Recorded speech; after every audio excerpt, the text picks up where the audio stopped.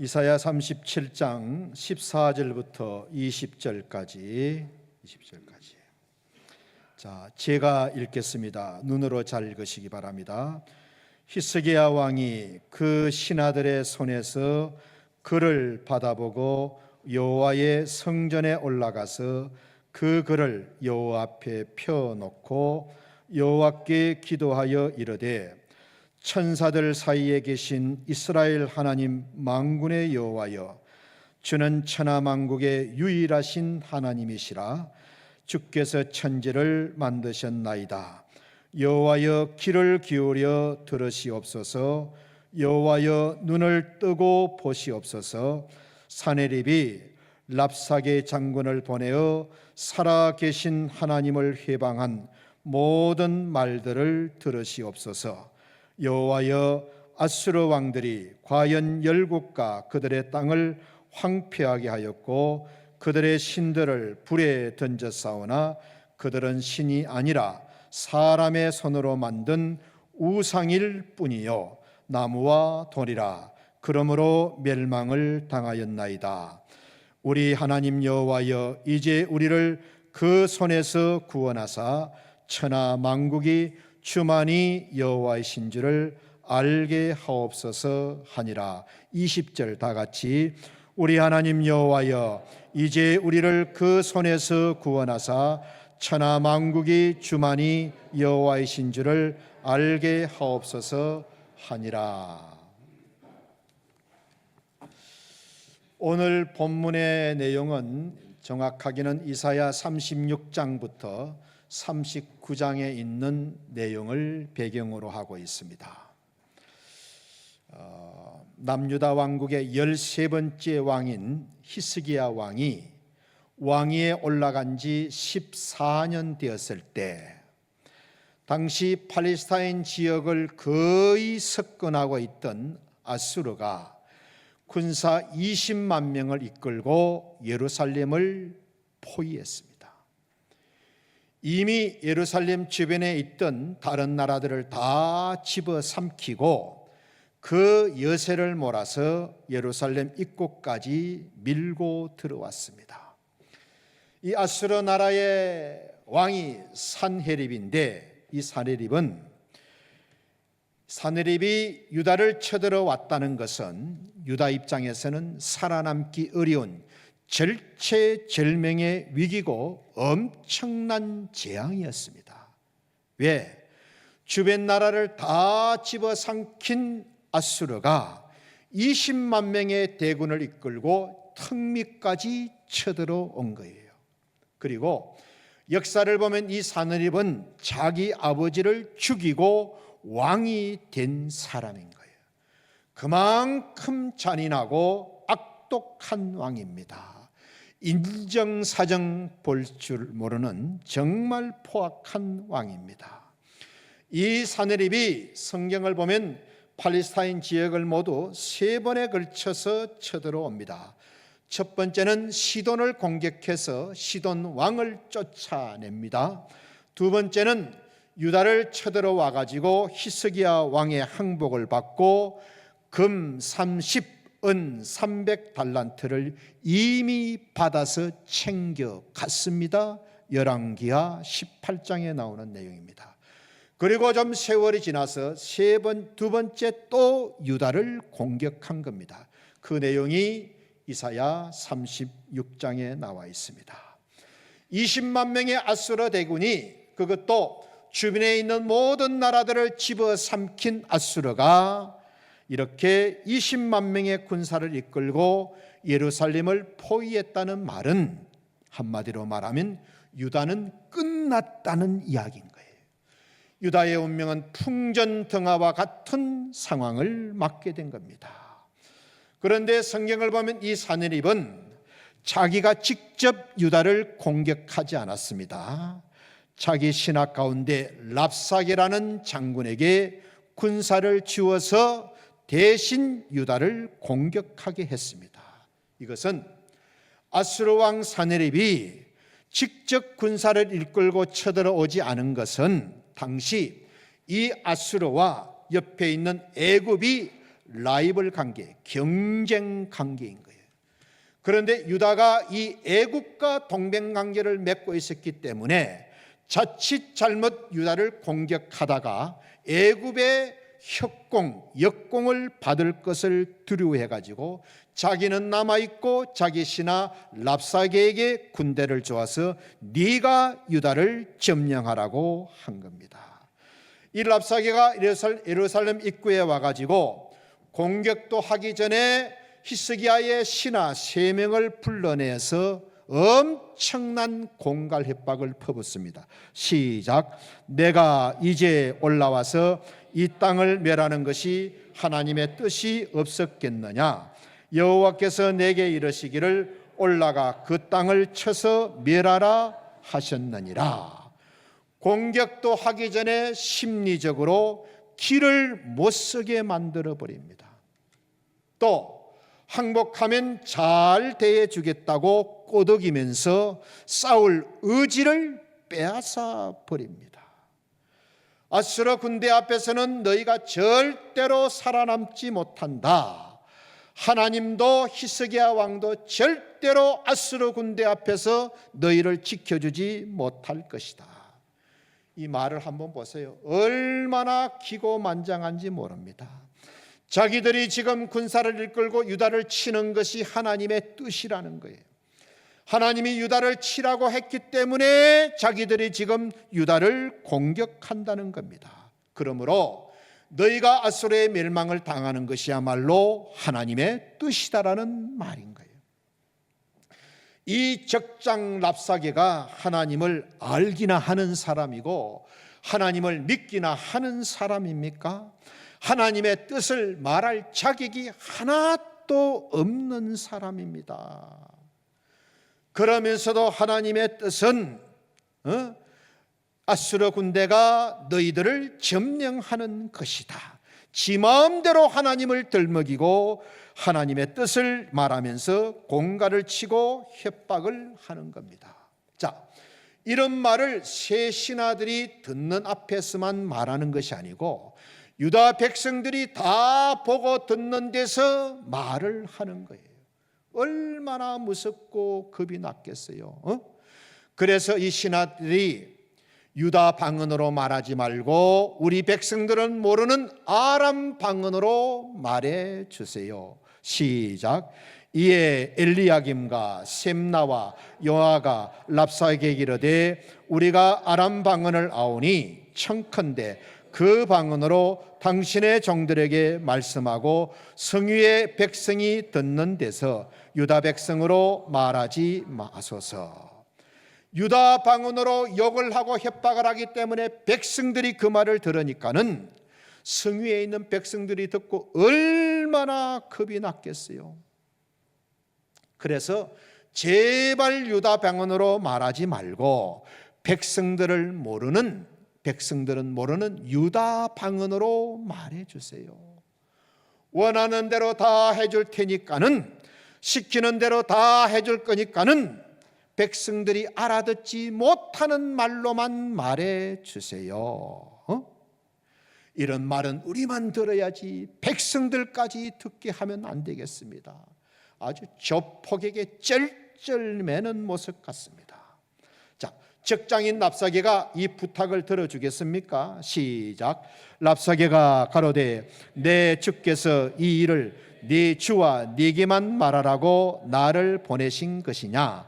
너희와 함께 자기의 대변을 먹으며 자기의 소변을 마실 성에 앉은 사람에게도 허라고 허락하신 것이 아니라, 우리 아수르 대왕이 나를 보내서 이런 말을 하는 것은 너희 왕 히스기야와 그리고 너희들에게만 이 말을 하라고 보낸 게 아니다. 너희 대변을 먹고 너희 소변을 마시는 너희 유다 백성들 모두가 다 들으라고 아수르 왕이 나를 보낸 것이다. 아수르가 유다 백성들을 어떻게 봤느냐? 자기 똥, 자기 소변을 먹고 마시는 똥개로 본 거예요. 좋은 개 진돗개는요 똥 안 먹습니다. 그냥 이 똥개만, 이 잡종만 똥을 먹잖아. 유다 백성들을 아주 똥개 취급을 합니다. 욕하고 조롱하는 말이 딱 두 가지입니다. 히스기야 왕 믿지 마라. 그리고 하나님도 믿지 마라. 히스기야의 말을 듣지 말라는 말이 4번이나 나옵니다. 히스기야도 하나님도 아무 힘이 없기 때문에 아수르 군대 앞에서는 절대로 너희를 지켜주지 못할 것이다. 빨리 항복해라.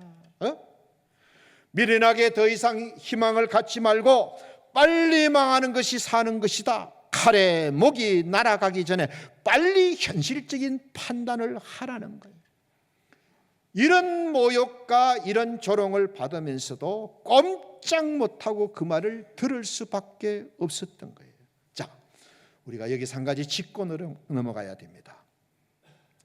하나님의 백성 유다 백성들이 어떻게 하다가 이런 지경을 만나게 되었을까?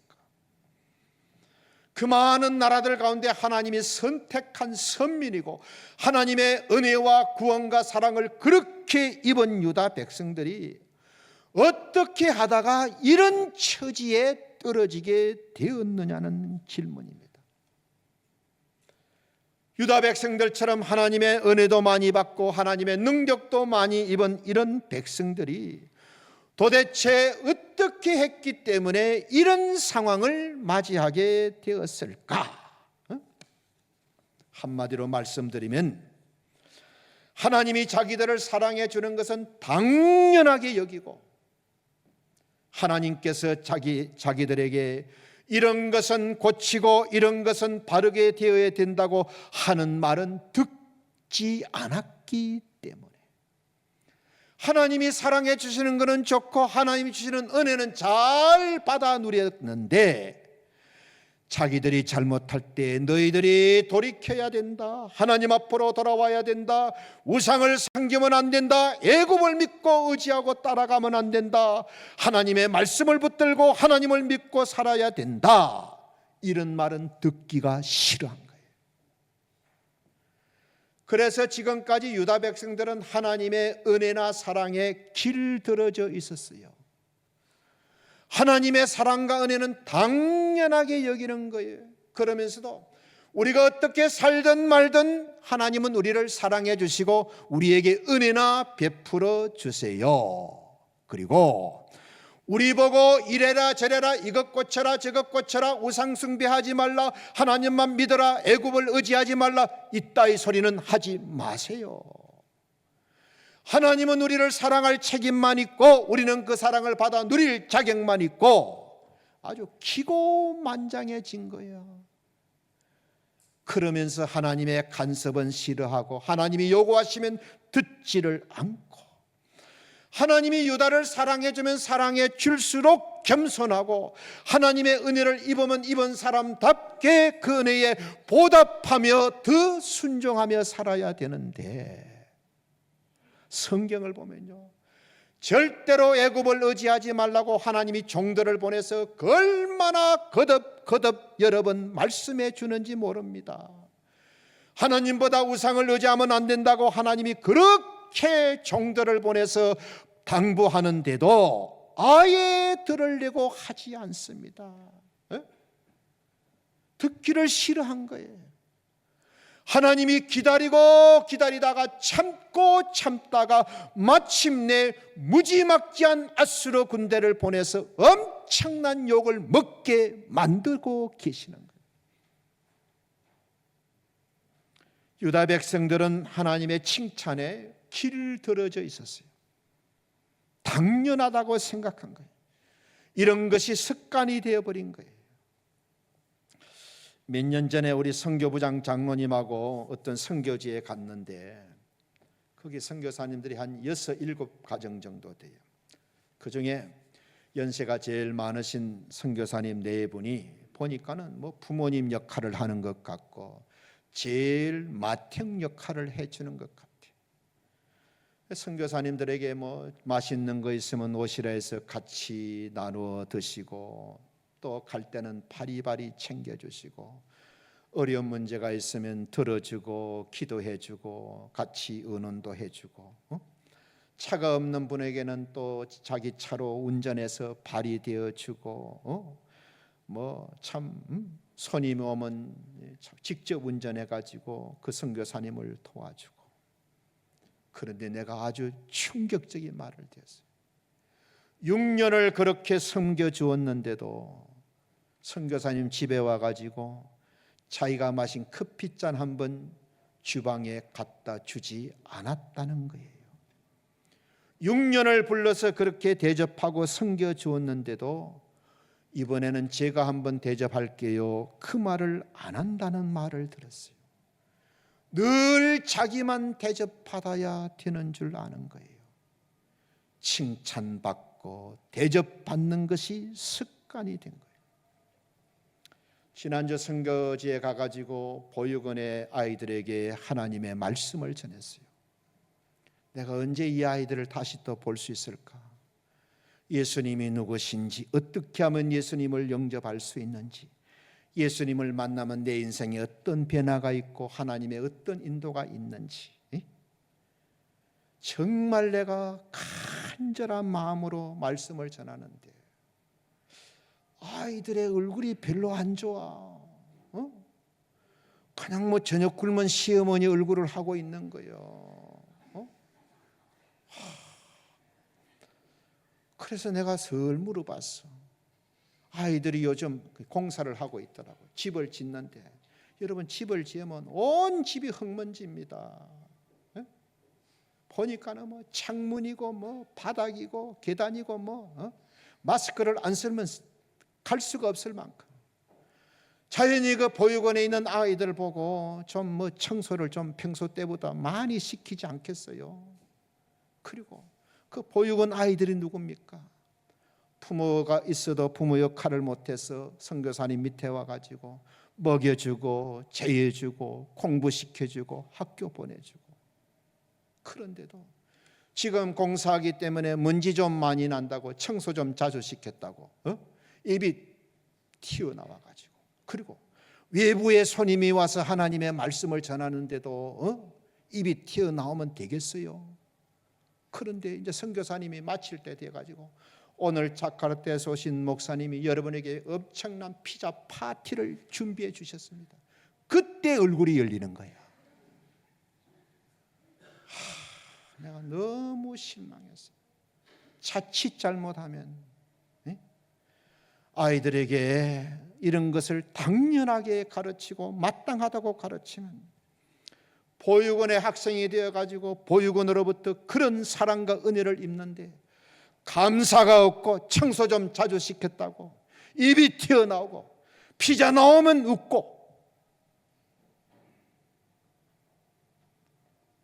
그래도 내가 피자 빼앗지 않았습니다.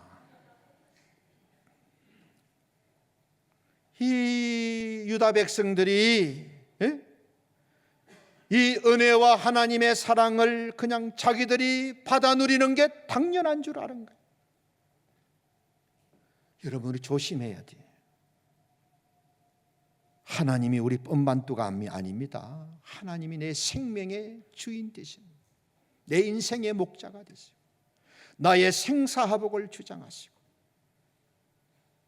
하나님이 내 무슨가 종으로 되면 안 됩니다. 하나님이 나를 가르치시고 인도하시고 야단도 치시고 바르게 이끄시는, 절대 하나님이 나의 기쁨조가 되면 안 됩니다. 죄를 지적하고 죄에서 돌이키게 하고 악한 길을 갈 때 돌아서게 만들어 주셔야 돼요. 그런데 그런 걸 막 듣기 싫어하고 은혜만 베풀어 주시고 나를 사랑만 해주지 다른 것은 하지 마라. 이게 신앙도 아니고 믿음도 아니고 괴물이 되어 가는 겁니다.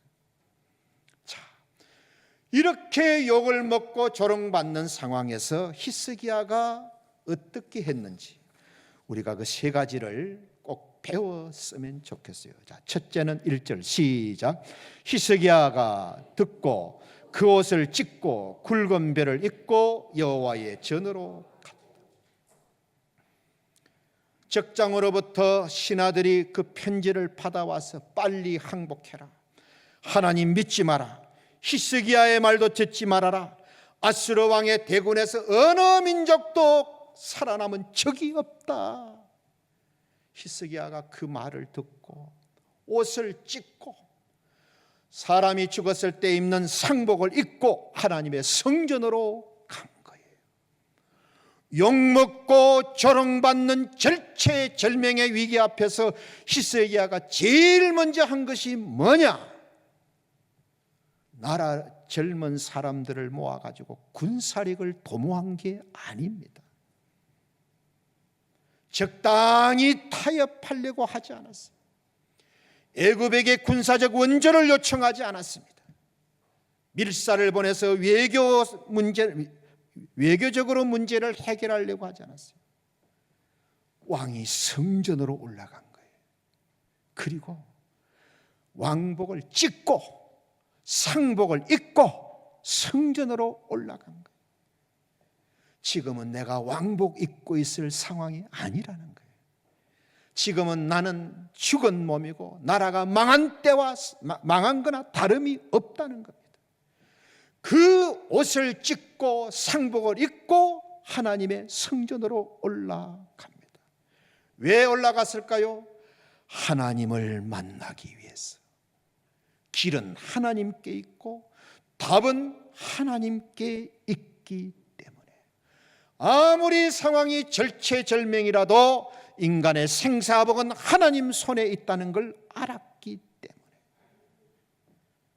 왕궁에서 기도할 수 있는데도 모든 일을 중단하고 성전으로 올라갑니다. 여러분, 이걸 우리가 배워야 돼요. 모든 일을 중단하고 이 상황에 왕이 할 일이 얼마나 많겠어요. 신하들을 불러놓고 대책을 세우고 장군들을 불러놓고 전략을 세우고 백성들에게 어떤 지침을 주고 정말로 바쁘고 위중한 상황에 제일 먼저 히스기야 왕은 만사를 제쳐놓고 옷을 찢고 상복을 입고 성전에 올라갑니다. 잘 들으세요. 사탄이 가장 무서워하는 것이 뭐냐? 성도가 하나님만 믿고 하나님만 찾는 것. 우리가 하나님만 믿고 하나님만 붙들 때 사탄은 굉장히 두려워합니다. 우리가 만사를 제껴놓고 죽을 각오로 하나님만 붙들고 나오면요, 어떤 적들도 다 무너지게 되어 있습니다. 전심으로 자기를 찾는 자에게 은혜를 베푸시겠다는 약속의 말씀이 있잖아요. 그래서 사탄은 어떻게 하느냐? 우리가 하나님을 전심으로 믿고 의지하지 못하도록 자꾸 세상적인 판단을 하고 인간적인 생각을 하도록 자꾸 인간적이고 합리적인 생각을 우리 머릿속에 집어넣습니다. 그래서 기도보다 고민을 많이 하고 기도보다 생각을 많이 하게 만들고 하나님보다 다른 것을 더 찾고 더 의지하게 만들도록, 그래야 믿음의 줄을 놓고 그래야 기도의 끈을 잘라버리니까 기도하지 못하게 하나님보다 다른 것을 더 믿고 의지하도록 끊임없이 우리 머릿속에 가슴속에 불화살을 쏘아대는 거예요. 지금 드리는 말씀을 마음에 잘 새기십시오. 여러분, 왕궁에 기도할 장소가 없어서 성전으로 올라갔겠어요? 왕궁에 기도할 만한 장소가 없어서 성전에 올라갔겠어요? 그러니 여러분, 가장 어렵고 가장 중요한 문제를 만나면 우선순위를 정확하게 하세요. 제일 먼저 성전에 올라와서 하나님 앞에 딱 무릎을 꿇고 하나님 앞에 기도하셔야 돼요. 그 새벽기도 꼭 교회 가서 해야 됩니까? 푹신한 침대나 소파에 가서 해도 되는데 성경을 모르니까는 그런 말을 하는 거예요. 하나님을 모르니까는 그런 말을 하는 거예요. 응답이 있던가요? 말씀대로 믿지 않고 내 생각대로 믿으니까는 기도하는 것 같은데 응답은 없습니다. 나중에 보면 히스기야가 죽을 병에 걸립니다. 일어설 기력조차 없어요. 어떻게 하는 줄 아십니까? 침상에 누운 채 자기 얼굴을 벽을 향하여 기도합니다. 침상에 누운 채 자기 얼굴을 벽을 향하여. 왜? 그 벽 뒤에 예루살렘 성전이 있기 때문에. 그 벽 뒤에 성전이 있기 때문에. 일어설 기력이 없으니까는 벽을 향하여 그 벽 뒤에 있는 성전을 바라보고 그렇게 기도한 거예요. 모세도요, 정말 어려운 일을 만나고 위기를 만나면 자기 장막에서 기도하지 않고 성막에 가서 기도했습니다. 다니엘은 애굽의 포로가 되어 갔어요. 바빌론에는 성전이 없습니다. 어떻게 했습니까? 성전이 있는 예루살렘을 향하여 창문을 열어놓고 기도한 거예요. 그 창문을 뭐 닫고 기도한들 열고 기도한들 무슨 차이가 있겠어요? 그만큼 성전을 사모하면서 성전이 있는 예루살렘을 향하여 창문을 확 열어놓고 기도한 거예요. 그러니까 절대 무슨 기도를 집에서 하면 되지 교회에서 기도 응답 안 받으려면 그렇게 하세요. 기도로 병을 고치기 싫으면 그렇게 하세요.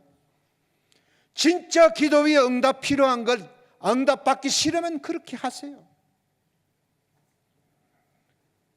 그게 히스기야를 보나 모세를 보나 다니엘을 보나 성전에 나와 기도하는 것은 얼마나 축복인지 모릅니다.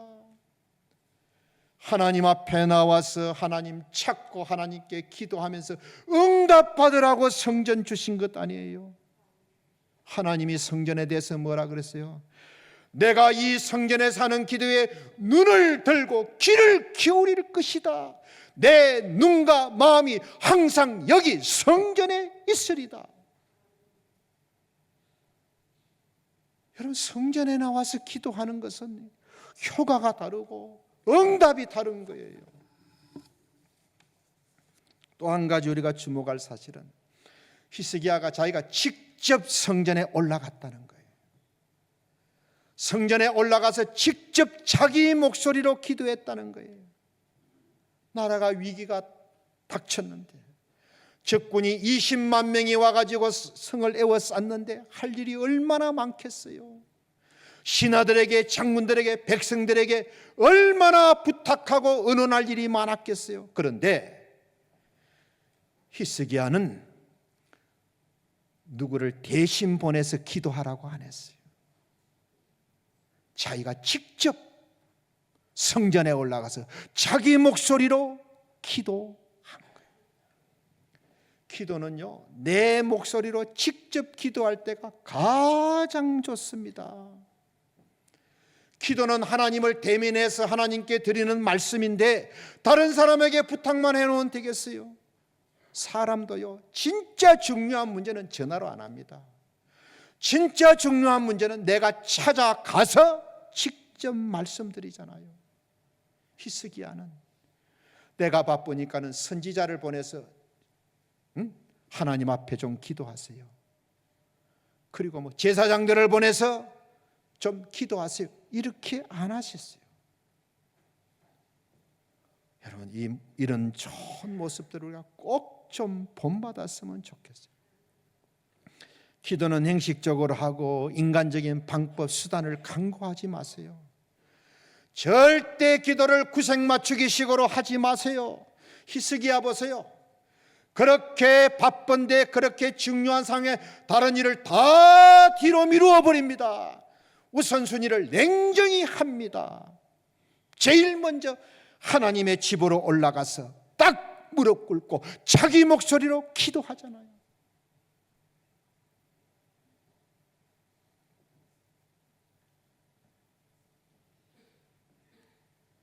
첫 번째는 하나님을 만나러 성전에 올라갔고, 욕먹고 조롱받는 상황에서 두 번째 한 것은 뭐냐? 2절 시작. 왕이 그들을 아모스의 아들 선지자 이사야에게로 보내매. 서기관과 제사장을 이사야 선자에게 보냅니다. 유다 백성들이 끝까지 믿음을 지키도록, 끝까지 하나님을 신뢰하도록 기도해 달라는 거예요. 두 번째 한 것은 중보 기도를 부탁한 거예요. 여러분, 이사야 선지자가 뭐가 힘이 있어요? 뭐가 가진 게 있습니까? 군대가 있습니까? 아무것도 없습니다. 이사야 선지자를 통하여 하나님의 말씀을 듣기 위해서, 눈앞의 상황이 아무리 어떻다 해도 하나님이 살 것이라고 하면 살 것이고, 하나님이 망할 것이라고 하면 하나님이 망할 것이라면 아무리 몸부림쳐도 망할 것을 알았기 때문에 하나님의 말씀을 듣기 위해서. 여기 히스기야에 드리는 기도를 보면 어려움 없애달라고 기도하지 않습니다. 아수르를 물리쳐달라고 기도 안 합니다. 애국과 연합전선을 폐기해달라고 기도하지 않습니다. 어려움을 이길 수 있는 믿음과 힘을 달라고 중보 기도를 부탁한 거예요. 하나님이 힘이 되어 주십시오. 하나님이 도와주시고 하나님이 역사하여 주십시오. 그리하여 천하 만국이 하나님만이 여호와 하나님이신 것을 알게 해 주십시오. 여러분, 기도 부탁드리는 걸요 부끄럽게 생각하지 마세요. 기도 부탁드리는 걸 절대로 부끄럽게 생각하지 마세요. 여기 히스기야 보세요. 이사야 선지자에게 나라가 이 상황입니다. 기도를 부탁드립니다. 이사야가 하나님의 뭐로부터 말씀을 듣고 이제 전해줍니다. 시작. 이사야가 이르되 너희는 히스기야 왕에게 전하라. 여호와께서 말씀하시되 아수르의 왕의 종들이 너를 말을 인하여 두려워하지 말라. 보라, 내가 영을 그 속에 두리니 그가 소문을 듣고 그 고국으로 돌아갈 것이며 또 내가 그를 그의 고국에서 칼에 죽게 하리라. 하나님의 말씀이 히스기야 왕에게 전해졌습니다. 아수르 왕의 종들, 그 랍사게 장군이 나를, 하나님을 능욕한 말을 했다 해가지고 두려워하지 말아라. 내가 그 사람 속에 어떤 생각, 어떤 영을 불어넣어 줄 것이다. 그가 소문 듣고 본국으로 돌아갈 것이고 가서 그의 두 아들에게 죽임을 당하게 될 것이다. 자, 고개 들고 들어보세요.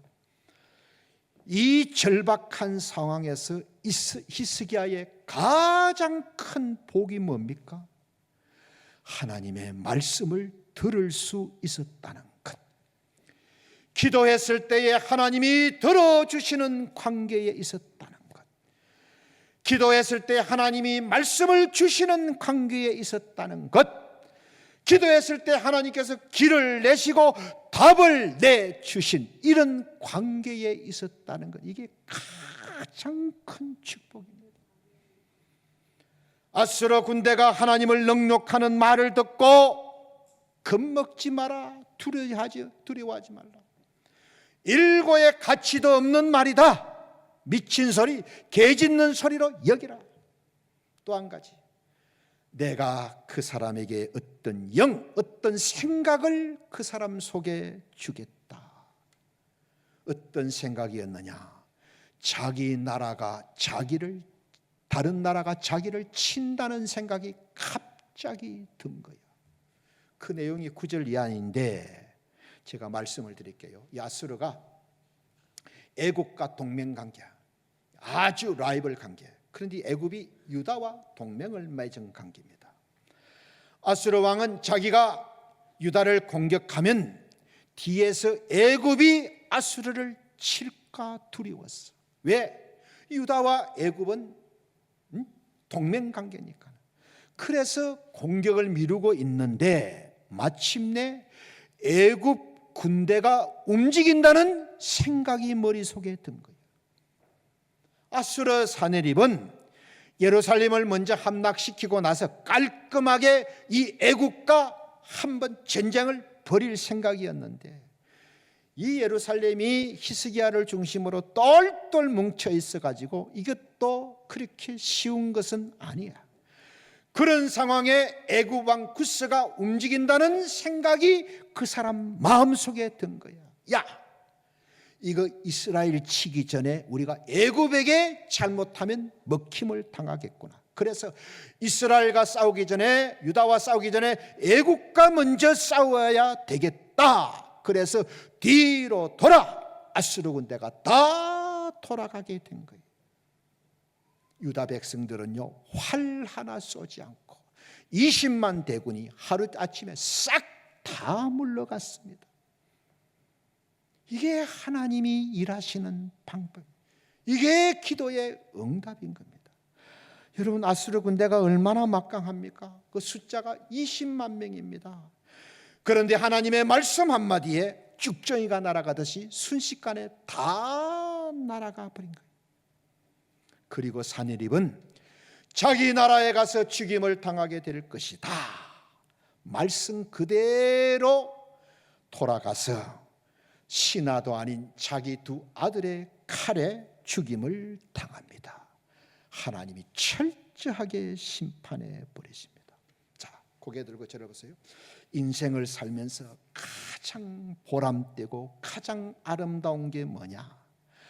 아무리 절망적인 상황을 만나더라도 우리는 하나님의 말씀을 듣고 평안을 누릴 수 있는 것.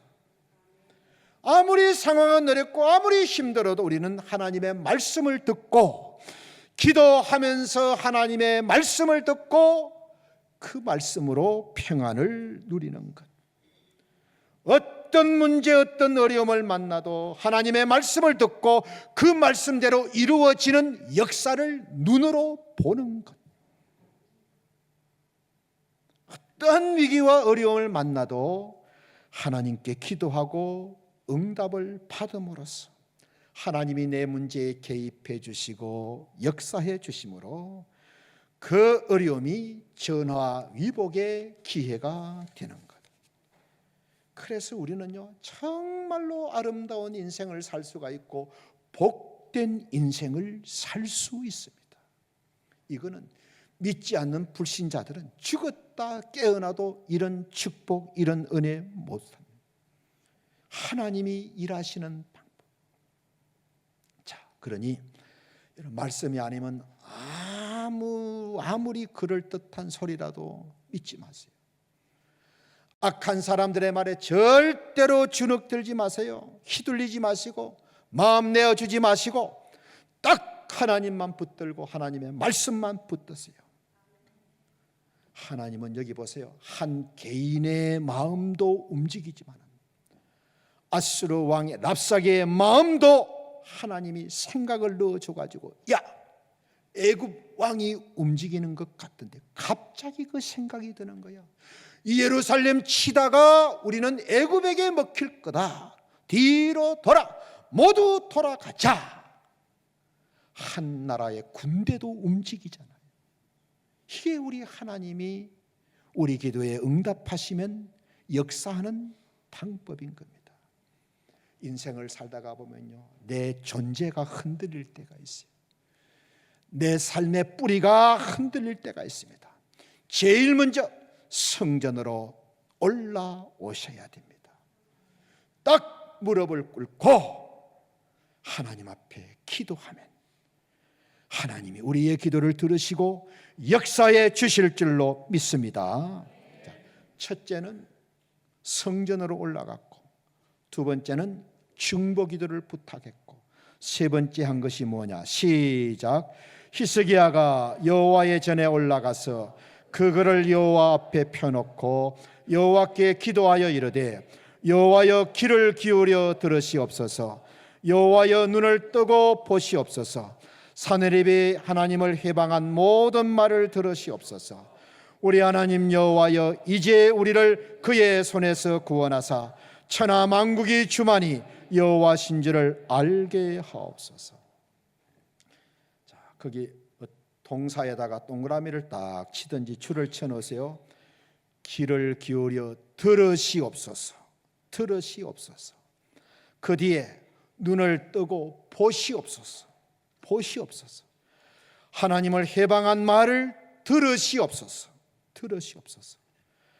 주만이 여호와신 줄을 알게 하옵소서. 알게 하옵소서. 여러분, 우리가 세상에 살다가 보면 악한 사람들의 말을 들을 수밖에 없어요.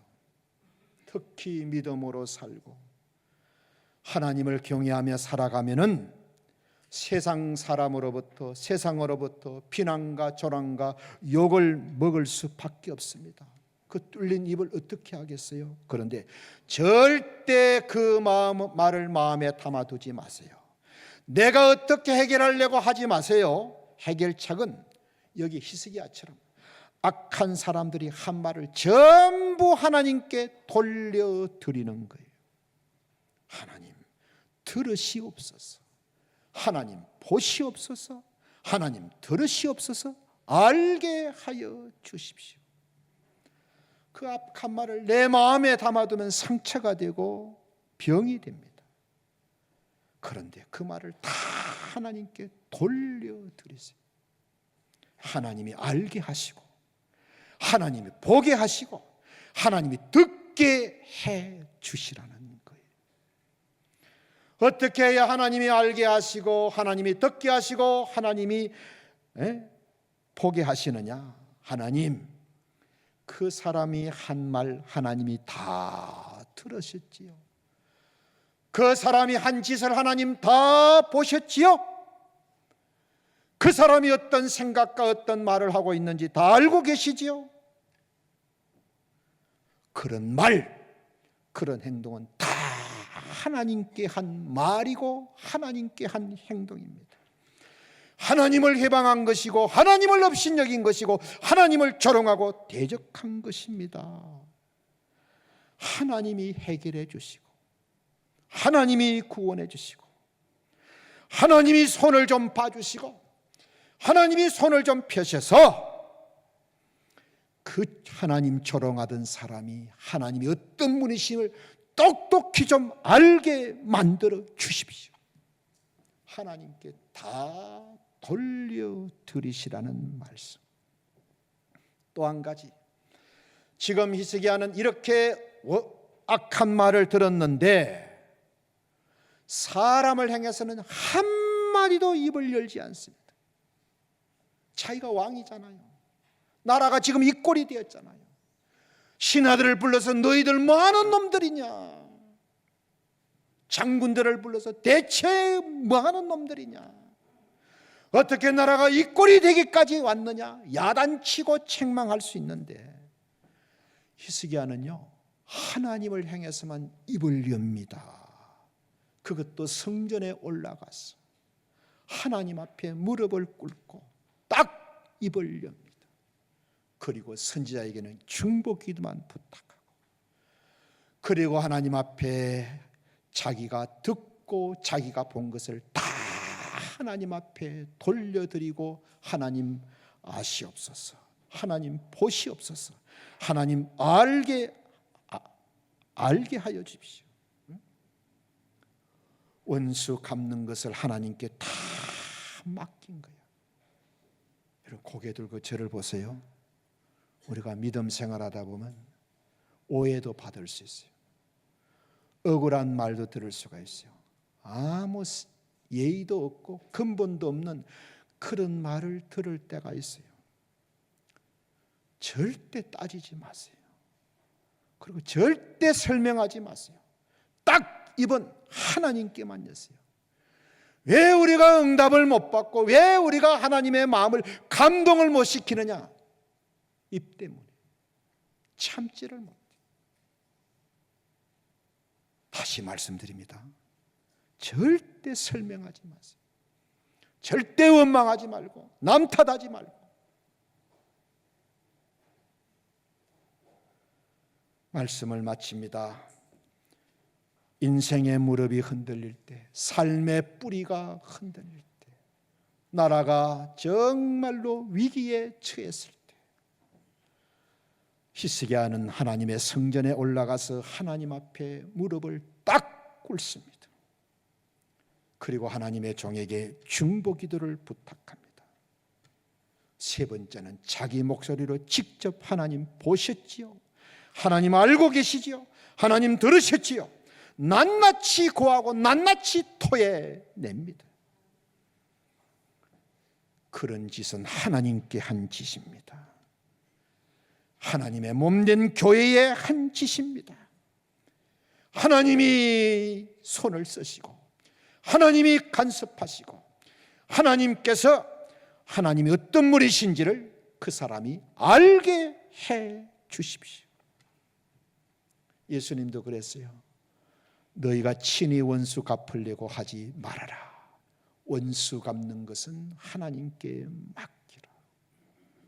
그래서 여러분, 예수님 때문에 억울한 말을 많이 듣고 예수님 때문에 참 근본이 없는 이런 말을 많이 들어도 속상할 때가 많지요. 그게 다 하나님 앞에 기회입니다.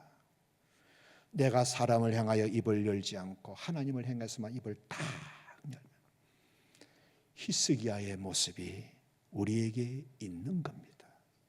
하나님이 딱 랍사게 장군의 머릿속에 애굽이 쳐들어 오려고 하는데 갑자기 그 생각이 들어가지고 20만 대군을 싹 데리고 돌아간 겁니다. 여러분, 이것이요, 오늘 이 말씀이 우리에게 옛날 이야기로 들리면 안 돼요. 인생의 위기를 만났을 때, 절체절명의 위기를 만났을 때 그 위기를 해결하는 길이 무엇인지를 우리가 히스기야를 통해서 배웠으면 좋겠습니다. 기도하겠습니다. 아버지 하나님, 히스기야의 모습을 통하여서 우리가 감당할 수 없는 위기와 어려움을 만나면 어떻게 해야 될 것인지를 가르쳐 주시니 감사합니다. 이 말씀을 마음에 꼭 담고 우리 모두 히스기야처럼 기도하고 처신하고 하나님 앞에 살아감으로써 엄청난 문제를 하나님의 능력으로 해결받는 복된 사람들 되게 하여 주옵소서.